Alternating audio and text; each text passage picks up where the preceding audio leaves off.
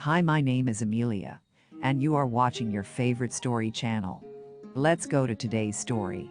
Once upon a time, there were four little rabbits, and their names were Flopsy, Mopsy, Cottontail, and Peter.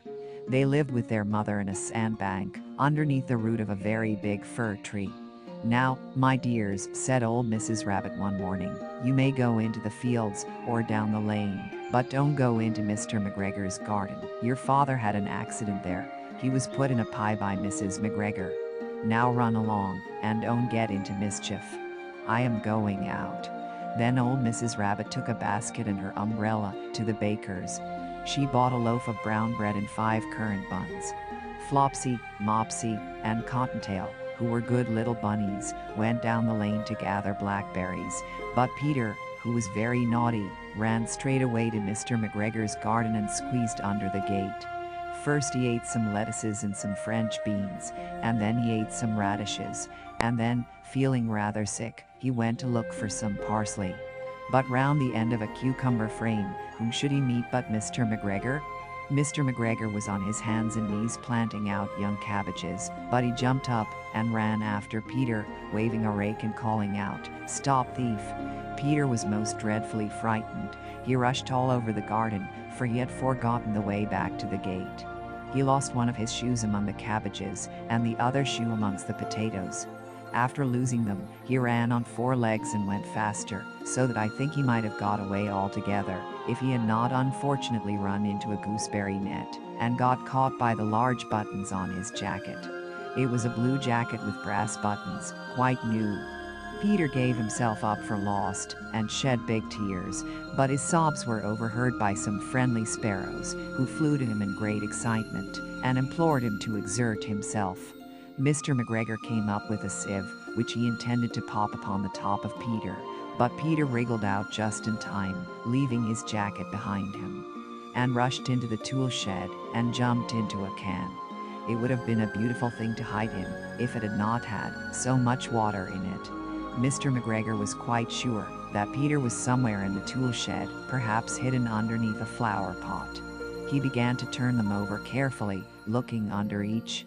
Presently Peter sneezed, kertyshoo. Mr. McGregor was after him in no time, and tried to put his foot upon Peter, who jumped out of a window, upsetting 3 plants. The window was too small for Mr. McGregor, and he was tired of running after Peter. He went back to his work. Peter sat down to rest. He was out of breath and trembling with fright, and he had not the least idea which way to go. Also, he was very damp with sitting in that can. After a time he began to wander about, going lippity, lippity, not very fast, and looking all around. He found a door in a wall, but it was locked, and there was no room for a fat little rabbit to squeeze underneath. An old mouse was running in and out over the stone doorstep, carrying peas and beans to her family in the wood. Peter asked her the way to the gate, but she had such a large pea in her mouth that she could not answer. She only shook her head at him. Peter began to cry. Then he tried to find his way straight across the garden, but he became more and more puzzled. Presently, he came to a pond, where Mr. McGregor filled his water cans. A white cat was staring at some goldfish. She sat very, very still, but now and then the tip of her tail twitched, as if it were alive. Peter thought it best to go away without speaking to her. He had heard about cats from his cousin, little Benjamin Bunny. He went back towards the tool shed, but suddenly, quite close to him, he heard the noise of a hoe, scrr rich, scratch, scratch, scritch. Peter scuttered underneath the bushes. But presently, as nothing happened, he came out, and climbed upon a wheelbarrow, and peeped over. The first thing he saw was Mr. McGregor hoeing onions. His back was turned towards Peter, and beyond him was the gate. Peter got down very quietly off the wheelbarrow, and started running as fast as he could go, along a straight walk behind some black currant bushes. Mr. McGregor caught sight of him at the corner, but Peter did not care. He slipped underneath the gate, and was safe at last in the wood outside the garden. Mr. McGregor hung up the little jacket, and the shoes for a scarecrow to frighten the blackbirds. Peter never stopped running, or looked behind him till he got home to the big fir tree. He was so tired that he flopped down upon the nice soft sand on the floor of the rabbit hole and shut his eyes. His mother was busy cooking. She wondered what he had done with his clothes. It was the second little jacket and pair of shoes that Peter had lost in a fortnight.